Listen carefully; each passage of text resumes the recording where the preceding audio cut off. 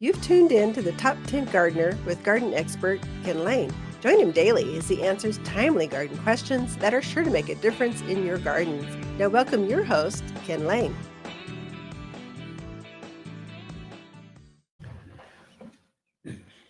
And we are back with Lisa Waters Lane in the studio. She comes and just shares her garden tidbits. What is she doing? What does she see in her own gardens? Or while she's walking around, I had someone come in. I was helping her just before the show. She said, "Oh, Ken, have you ever been to the Dallas Botanical Garden?" I said, "Yeah, it's great. Have you been to the Phoenix one? Have you been to the Portland, British Columbia? Barcelona has a really great botanical garden. Denver, surprising. Montreal, surprising. We love botanical gardens. So in the winter, we like them. In the summer, we like them. In the spring, we like them. Seems like a Dr. Seuss rhyme or something. Go with that. I don't know. So anyway, how do we get off on that? It's all you. All me. All right. So we were at that season. I think last week we talked about growing flower, redoing your flower containers. So this week I wanted to talk about doing vegetables and herbs in containers, because it is a really super easy way to grow your veggies and your herbs. If you don't want to be digging in your soil, if you don't want to do a big garden plot, so maybe you want we used to call it salsa garden. So some tomatoes and some peppers and things like that we just grew to make fresh salsa with. So growing things in containers are just so easy. Truly, it's just fill really it up, plug them in, and that's that eat water. That's it. Right. But there are a few things we should probably talk about. Or we can't fill up the whole 2-minute segment. We're done. Okay. So when you're picking a container, make sure you have a container that has good drainage holes, especially important for those veggies. And herbs. Spend a lot of your herbs like rosemary and lavenders.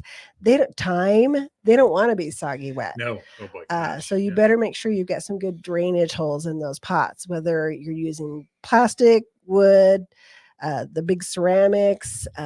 Just make sure it drains well for them. Yeah. The other thing to think about is when you're potting those, put the pot where you want it to be before you start planting, because at least before you water it, because it will get heavy and you're not going to be wanting to traps that thing all across the yard to find the get a caddy. We make rolling saucers, kind of roll it where you want. Good point. But yes, also the thing you want to look for is just adequate size. So I would say the absolute minimum in my mind would be something that's maybe 10 inches wide, 12 inches deep. And that's probably more for herbs. Yeah. If you're growing like a tomato in there, the other thing to think about is you're going to want to either use poles or a tomato cage. So it's got to be deep enough to put that in there to support it. Yeah. Yeah. Because a lot of those tomatoes, they get big. And they get some weight to them once they get some tomatoes growing. They get wind heavy is what happens. The wind will catch them and they flip all over. So a bigger sauce or bigger soil is basically a sponge.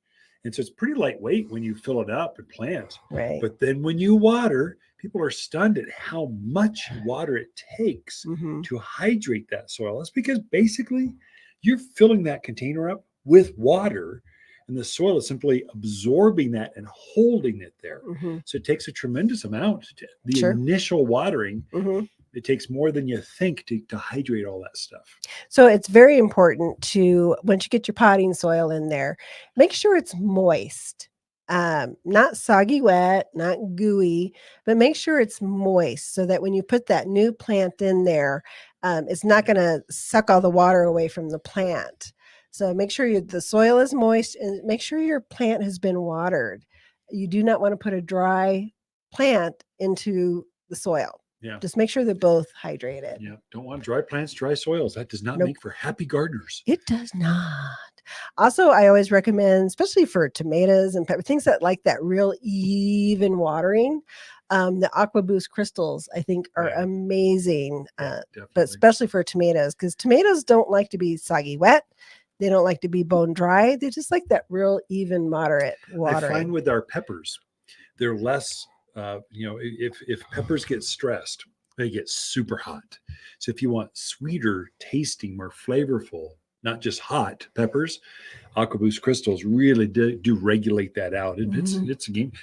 Onions the same way. Mhm. Onions get a bitter. If they get Mhm. stressed, they aren't as sweet. Right. So I think everything benefits from that. Do Use people? it on everything.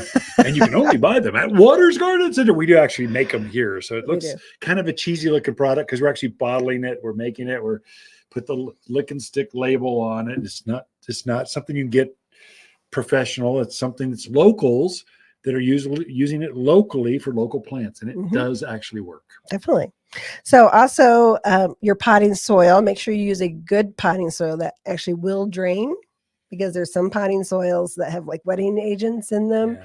And boy, that water just hangs around. Yeah. And plants don't like that. They get a lot of root rot. That's also a chemical they add. That's why Mm. I have a hard time sourcing our recipe for our soil manufacturer. We have a recipe that we like. Make it like this and don't get creative. And we do not put wetting agents in it for that reason, because they're only chemical. There's always chemical dipped soils to make it wet down better. Mhm. Well, I feel bad for organic gardeners. You know how hard it is to do organic gardening? I had the plant, but your soil, the fertilizers are chemically induced. Using city water, they add chlorine and fluorides and all kinds of crazy stuff. We can keep this organic. We Sure. really can. Okay. Also, when you're filling pot, leave about 2 to 3 inches at the top of the pot, Yeah. so that when you water it, that water has a chance to kind of pool there and drain through. Because if it's too full, it just goes whoop right out of the top of the pot, and nothing gets down in there. So give yourself some room in there.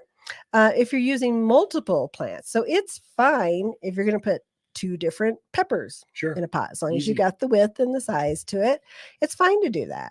We've done where was it peppers, and then we put zucchinis or cucumbers on the edge so they could spill over. So you can do that. Just make sure you're not overwhelming your pot. You do want to give these guys some space to grow. It's mainly when they choke themselves out from light. It's a light thing, not so much root thing, though the soil is good.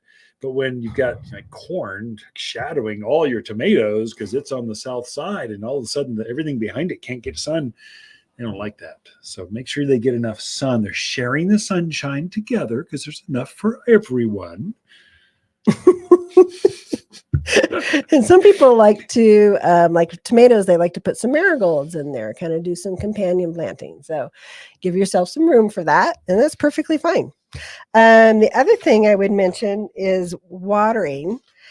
So when you water these pots, we're at that weird point right now where maybe you don't need water every day, maybe you do, but we'll be there quickly. Yeah. So it's always best to hydrate your plants in the morning. It's best to give them enough water that they can get through the day. Some people go, well, I just water it twice a day. It's actually better for them to get complete hydration in the morning and let them go through the day. Absolutely. Yeah. When you water in the evening, you're kind of inviting a lot of fungal issues, some diseases that want to come in because they like that moisture, that cool moisture. Bugs are attracted to it. Everything's attracted to moisture, right? Especially at night. So you're better to have it go water in the morning. Yeah, I'd say in the dawn. Earlier the better. First light. And then it's okay to use a drip system with them. You just make sure your drip is running. Make sure it's in a spot where it's getting the entire pot wet. If you stick it at the edge, probably not as good as putting it as close to the middle as you can get it. And make sure it's running long enough to saturate that pot, to get some good moisture in there. So you might have to go out and experiment a little bit with it, because there's no hard fast rule, right? I can't tell you run your system for 10 minutes because I don't know how much water is coming out. Water it until this water comes out the hole in the bottom. That means you've saturated the entire root zone. That's how much you know. And I really like the drip system. They make one that's on a stake, and then it's a 0 to 10 gallon per hour, but it makes a spray, kind of a mini spray that works really, really effective on containers. I know your list goes on, but we're out of time. Folks will have to come in and talk to Lisa to get more details on how to grow herbs and vegetables in your own containers. But Ken and Lisa Lain, the Mountain Gardeners, will be back after this. Ken here at Waters Garden Center, and we had a new flower come in. It's one of my favorites. We got it last year as a test, soft launch. This year we went all in because it performs well. It's a new sunflower. It's called Sunbelievable. The reason it's called Sunbelievable is supposed to put 1,000 flowers on, 1,000 sunflowers per year. I don't know if it does 1,000, but it does hundreds and hundreds, I can tell you that. So this is done, it automatically sets a new flower by itself. So a new one's coming up. So it's always got more flowers coming up. Unbelievable flowers. Those unbelievable flowers, sunflowers, here at Waters Garden Center, available for your gardens this year. You're listening to garden expert Ken Lain, owner of Waters Garden Center in Prescott. Look for more tips, tricks, and garden shortcuts through Ken's website. Additional shows of this podcast, read his weekly garden column, or follow him on Facebook, Instagram at watersgardencenter.com. That's Waters with 2 T's, gardencenter.com.